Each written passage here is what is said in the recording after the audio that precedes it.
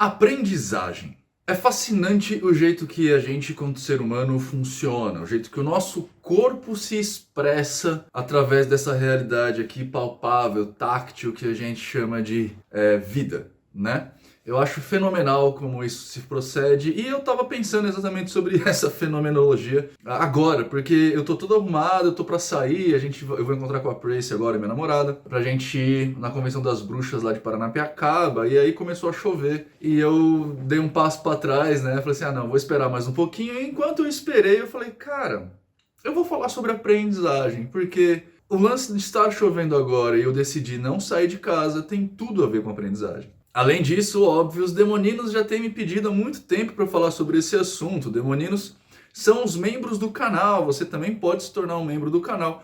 Clicando aqui Seja Membro, você vai ter grupo de WhatsApp pra gente conversar, trocar essas ideias e falar a respeito do que vocês querem ver aqui, beleza? Eu sempre vou dar privilégio aos assuntos que eles me pedem do que vocês que colocam aqui no campo de comentários, porque afinal de contas eles ajudam o canal a se manter. Mas se você não quiser, clica só em joinha aqui, compartilhe o vídeo porque vai ser legal, eu prometo. Bom, por que a chuva tem tudo a ver com a aprendizagem, né? Porque eu estou aqui em casa e eu sei as consequências do ato de chover aqui na região onde eu moro. Eu moro na Vila Maria, em São Paulo, que é um lugar alto, né? E é um lugar também que ele precisa necessariamente passar por um baixio para ir para qualquer lugar, né? Ou seja, Marginal Tietê, você vai para os lados ali do Center Norte, ou seja, coisas que tendem a encher. E a gente sabe as decorrências disso, né? Do trânsito ficar mais ruim, ficar pior. Então, a gente passa por um processo que a gente geralmente chama de memória episódica, que tem tudo a ver com a nossa questão de aprendizagem, tá? Mas, antes de mais nada, o que é aprendizagem? Aprendizagem é o nome que nós damos para um processo pelo qual nós adquirimos novos conhecimentos, opiniões ou habilidades, tá?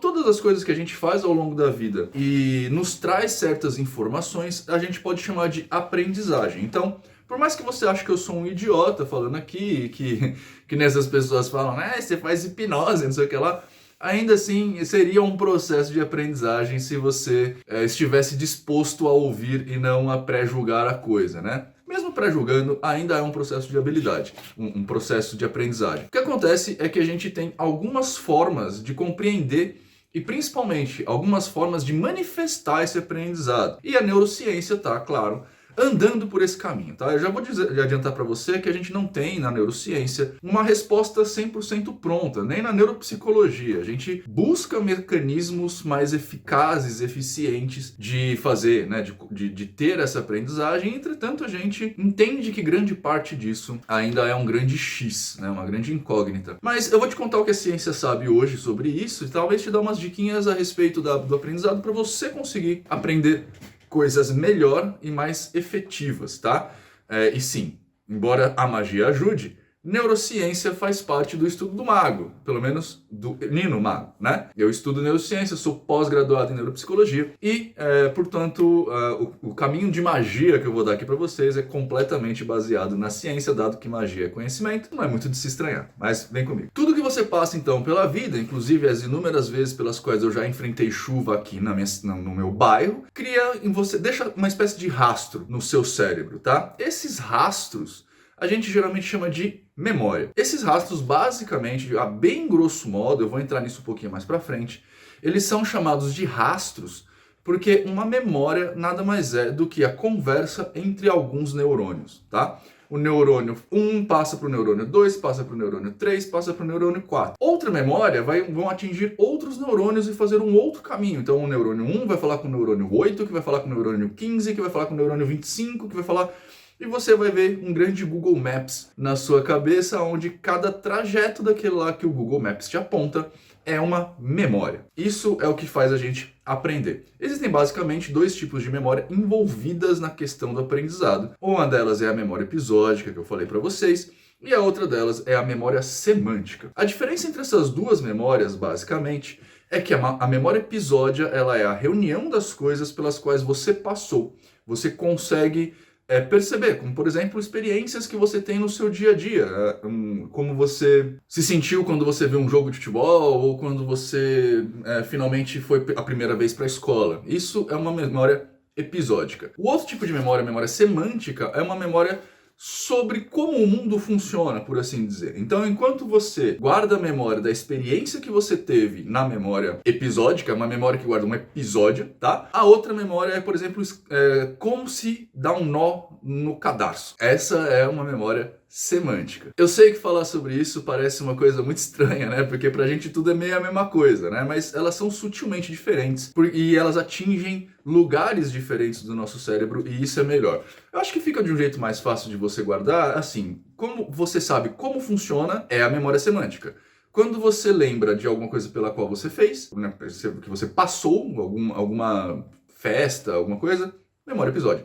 Episódica é um episódio, semântica é como faz. Essas duas memórias que eu falei para você fazem parte de um grupo que nós vamos conhecer como memórias declarativas. Ou seja, temos um grupo memórias declarativas e dentro desse grupo, dois grupos menores que são as memórias semânticas e as episódicas, tá? Tem outras memórias tantas aí, mas elas não são importantes pra gente falando sobre aprendizado, tá? Memória declarativa são as memórias sobre as quais você consegue falar a respeito, tá? Então você consegue falar a respeito sobre o ato de amarrar um cadarço, né? Você consegue explicar para outra pessoa como faz isso. E você também consegue falar a respeito do seu primeiro dia de aula, concorda? Então, você consegue declarar, você consegue falar sobre isso, logo é uma memória declarativa.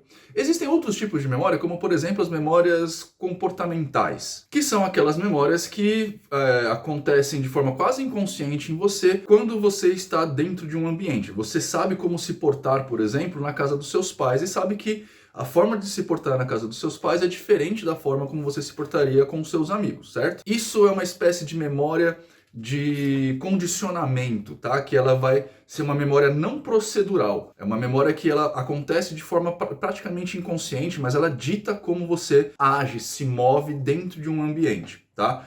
Tem também as memórias que são não declarativas, né? Essa procedural está dentro da memória não declarativa, que é, por exemplo, o ato de você amarrar um cadarço do tênis. Você consegue falar e explicar, mas você consegue amarrar também o seu cadarço sem pensar a respeito disso. Concorda? Essa é uma memória, esse pedaço da memória é uma memória não declarativa. É uma memória sobre a qual você não fala, ela não está dentro do seu âmbito, você não conversa com a sua voz interior para executar o ato de amarrar um cadarço, de andar de bicicleta, né? Você só faz. Essa é uma memória não declarativa. Você está vendo como as coisas ficam bem complicadas quando a gente está falando de cérebro e de pensamento? É por isso que eu, quanto mago aqui na internet, guardo umas posturas com relação a vocês que são bastante duras às vezes, né? Como, por exemplo, sonhos premonitórios. Ah, eu sonho muito com isso, não sei o que lá. Eu geralmente pergunto, pessoas, você anotou esse sonho antes do fato? Anotou ele e você comparou com os detalhes do fato depois? Porque olha o tanto de memórias que a gente tem, olha a sutileza que é a gente reviver uma memória, e isso pode dar muito problema, né? Porque, inclusive, parte dessas memórias, né, as memórias episódicas, elas ficam perto do nosso centro de imaginação. O que indica pra gente, pra neurociência, que basicamente quando a gente está lembrando de alguma coisa, na verdade a gente está inventando essa coisa, né? E no ato de inventar, quem conta um conto aumenta um ponto e a gente acaba revivendo, refazendo essa memória episódica, o que vai fazer com que a gente reviva, refaça e imagine os casos que na verdade a gente quer lembrar. Entenderam a complexidade da coisa? Mas vamos voltar aqui para o aprendizado. Quando a gente está falando de aprendizado, então, estamos falando basicamente de memórias declarativas, tá? Memórias que você consegue falar a respeito delas e que elas passaram por algum momento da sua vida a partir de um episódio. Esses dois tipos de memória já vão dar pra gente uma forma bem interessante de captar aprendizado. Porque se ela é uma memória declarativa, logo, uma memória episódica mais uma memória semântica, o que você tem que fazer é vivenciar uma situação, ou seja, o aluno na sala de aula, e também entender o processo da informação, ou seja, fazer os exercícios que esses professores te dão. Pois é, e tem ainda um bônus a partir desse momento, tá? Você tem que vivenciar essa situação, colocá-la em prática e tudo isso antes de você dormir. A gente vai falar sobre a importância do sono, tá? Mas basicamente é quando você dorme que você realmente aprende. Ponto, tá? Uma boa qualidade de sono, então, vai dar para você uma capacidade de aprendizado bem maior, porque vai ser mais legal, né, para o seu cérebro pegar essas informações, tanto as memórias episódicas quanto as memórias semânticas, e jogarem para sua memória de longo prazo. Mas vamos lá, vamos por partes antes da gente chegar nesse ponto.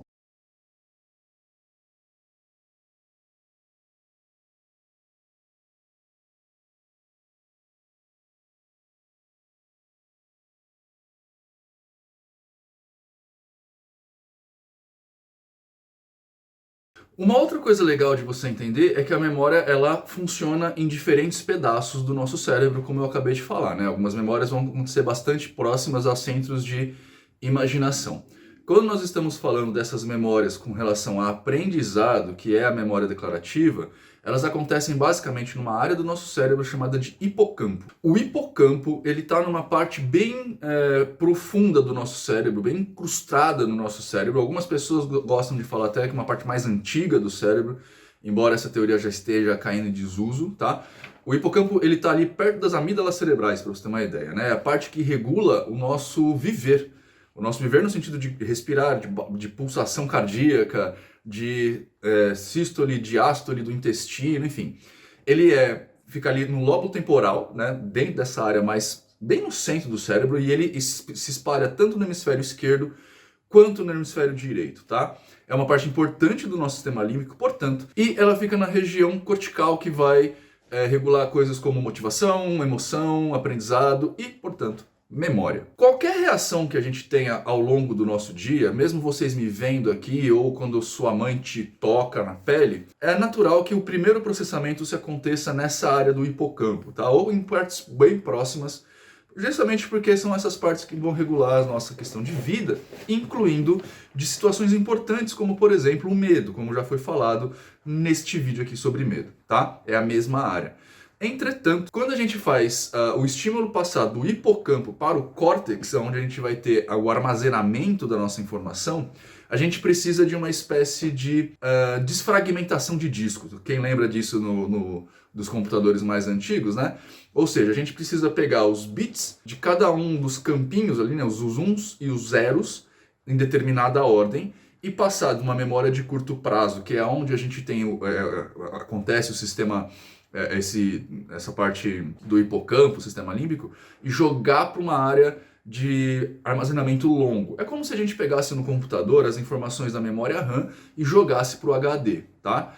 Quando a gente faz isso, a gente precisa fazer tudo isso passar por uma certa fiação, como no computador, que são os neurônios, e guardar e ser armazenado em outra área, que no caso é o córtex. Para quem é um pouquinho mais antigo e costumava passar o desfragmentador de disco no computador, né, para deixar o disco mais ágil e deixar as memórias, no caso, né, os dados arquivados de uma forma mais inteligente, a gente fazia isso ao longo da noite, certo? Porque é uma tarefa demorada e que meio que inutiliza seu computador, concorda? Pois é, no nosso cérebro acontece da mesma forma. Quando a gente passa as informações do nosso hipocampo para o córtex através do sono.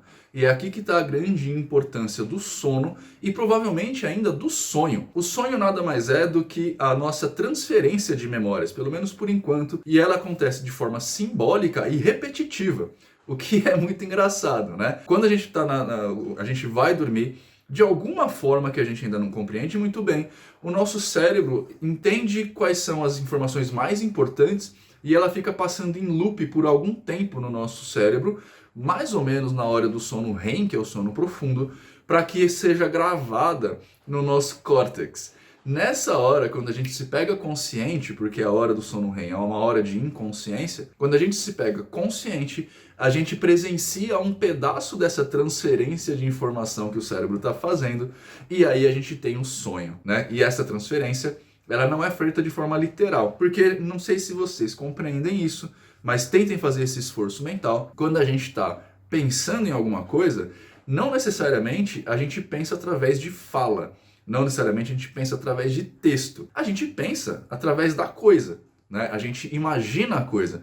Se eu quiser, por exemplo, lembrar do Carlos Gräsler, eu não vou ver uma frase ou uma palavra Carlos Gräsler. Eu vou naturalmente puxar a figura dele e essa figura vai me trazer uma sensação. Isso é uma simbologia que o cérebro usa. Quando a gente faz a transferência do hipocampo para o córtex, acontece um fenômeno muito parecido. E esse fenômeno pode dar à luz a sonhos. Uma outra coisa para complicar ainda mais a nossa vida.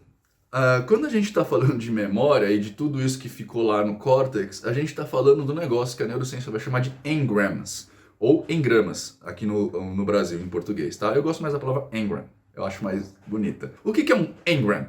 O engram é exatamente aquele caminho que eu falei para vocês dos neurônios. Lembra que eu falei do Google Maps? Então, cada um daqueles caminhos é um engram. Mais precisamente, seria como uma foto de um bairro. Não é só um trajeto, mas também as coisas que estão ao lado, as ruazinhas que trespassam a avenida principal que você está seguindo. Tudo isso é um engram. O engram, ele é responsável direto pela memória e mais ainda, ele é treinável e substituível. Porque funciona mais ou menos como você saber andar pelo bairro ou saber andar só pela rua.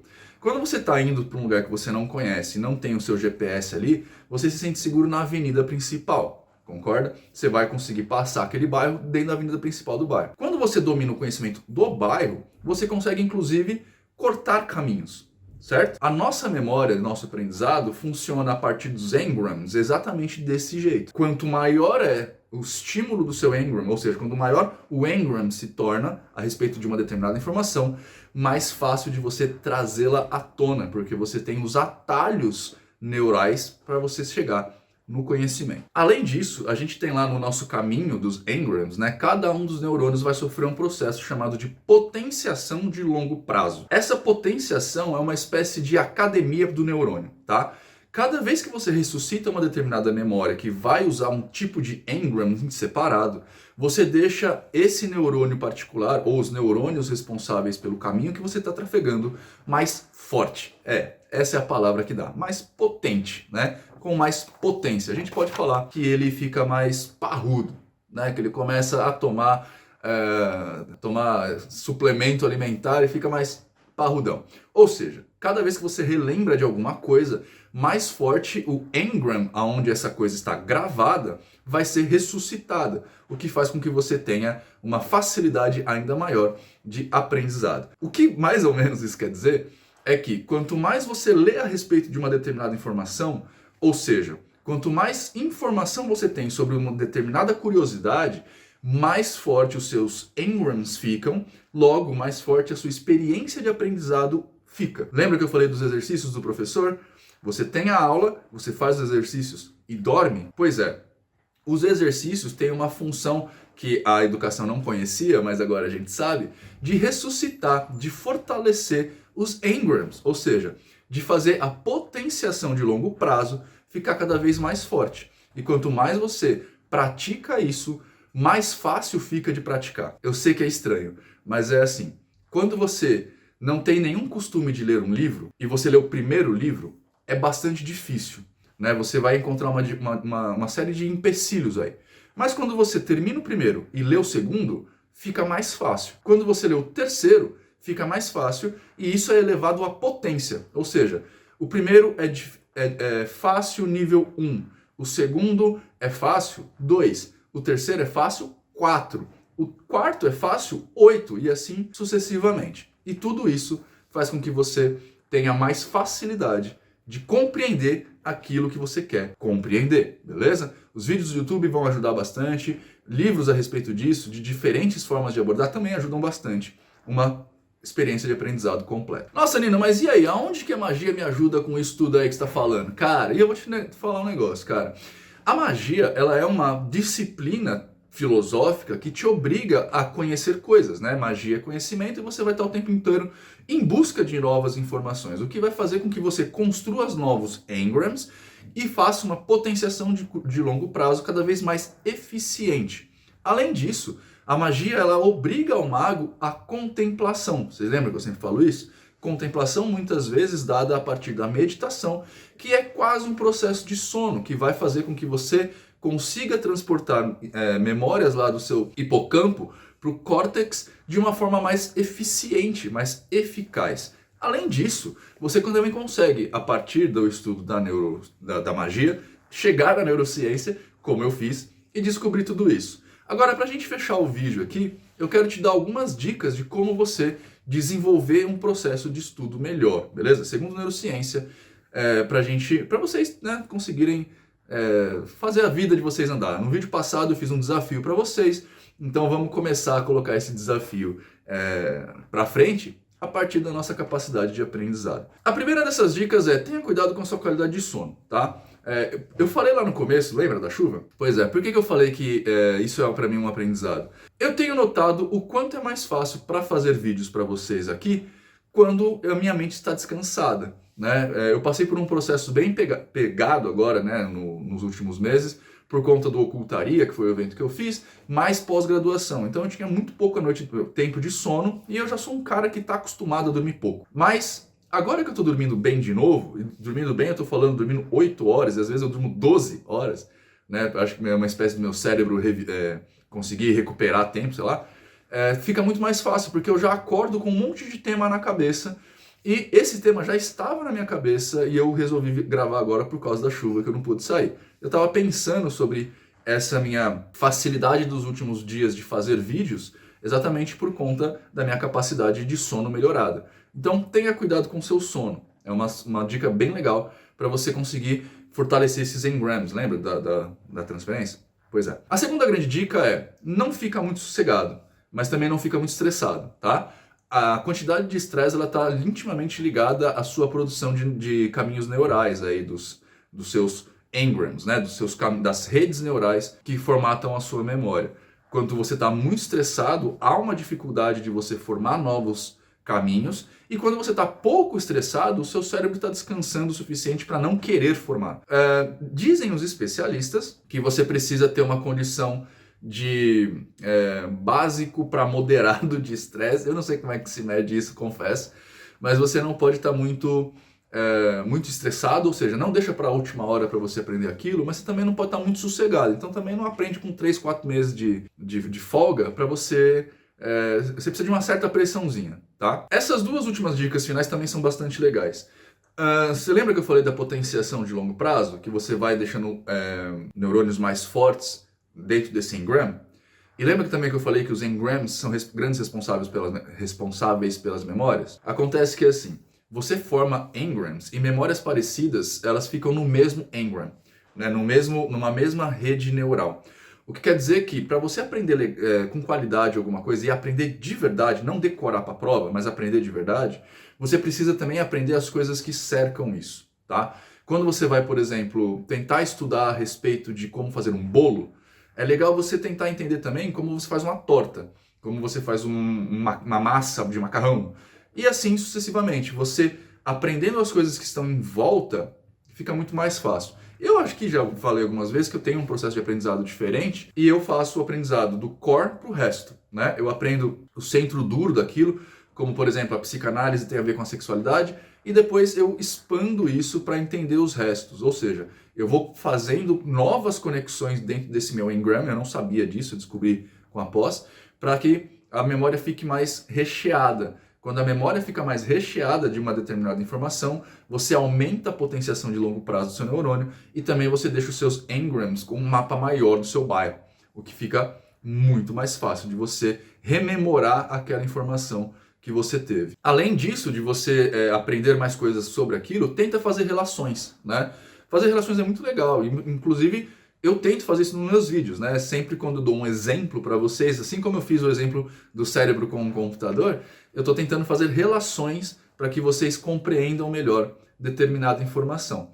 Isso é muito legal, também fica muito mais fácil de você aprender, tá? E as coisas se relacionam entre elas, né? A vida funciona assim, fica muito mais fácil. Isso quer dizer basicamente que se você quer também criar novos engrams a respeito do assunto magia e do assunto vida, né, para você conseguir fazer as coisas funcionarem melhor e ainda por cima aumentar sua potenciação de longo prazo, um bom caminho para você é o Teoria da Magia. O Teoria da Magia é um curso denso e parrudo, onde a gente está falando, por enquanto, tem 18 capítulos lá de curso sobre magia, né, 18 capítulos, mais 2 módulos separados, que é o módulo de Wicca e o módulo de Magia do Caos, e mais os 2 anos de palestras do Ocultaria, ou seja, são 22 palestras para vocês sobre o assunto magia, sobre o assunto vida, como viver isso. E isso vai te ajudar a formatar os seus engrams a respeito da sua própria vida, a formatar a sua potenciação de longo prazo dos seus neurônios aí, para que você tenha maior aprendizado, maiores relações e que você faça seu cérebro funcionar melhor, pelo menos dentro do assunto magia e do assunto evolução. Se você quiser saber mais, o link já passou aqui, mas tem link aqui também embaixo no campo de comentários e na descrição do vídeo. É só você clicar lá que você cai direto no Teoria da Magia, beleza? E esse mês aqui, na verdade até dia 15, ou seja, tá chegando, a gente tá com 30% de desconto lá, com o cupom Dia das Crianças, beleza? Entra lá, aproveita o desconto porque não é um curso barato, eu já vou avisar de vez, tá? O que você acha sobre isso tudo que eu falei pra você? Você acha que te ajudou de alguma forma? Você sabe, entendeu melhor como é que funciona seu cérebro e as coisas que você pode fazer para aprender melhor? Coloca no campo de comentários aqui que eu quero saber a sua opinião a respeito disso, e se você tem dúvidas também ou outras informações, coloca aqui pra gente saber o que você pensa, beleza? Antes de você sair, se você não fez ainda, clique em joinha, se inscreve no canal, e se você gosta do que a gente está fazendo aqui, torne-se um demonino, a família que mais cresce aqui no Brasil, para você, além de tudo, ter grupo de WhatsApp exclusivo, pra gente ter, inclusive, sugestão desses temas aqui, beleza? Espero que vocês tenham uma ótima vida, seja a pessoa melhor que vocês foram até agora. Tchau!